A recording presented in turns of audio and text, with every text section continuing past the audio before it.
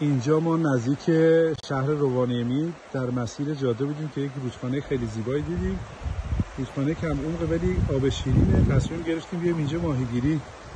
خیلی منظره زیبایی داره، آرامش خوبی داره و جالب توجه اینه که یک خونه دقیقاً کنار رودخانه گذاشتن که از طریق اون پله ها دسترسی دارن.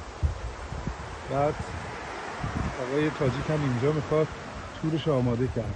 با سلام و درود خدمت دوستان، سفرمون رو به سمت شمال ادامه میدیم. امروز روز 4 سفرمون که نزدیک روانیمی هستیم و امیدواریم که ما رو فالو کنید و لایک هم یادتون نره.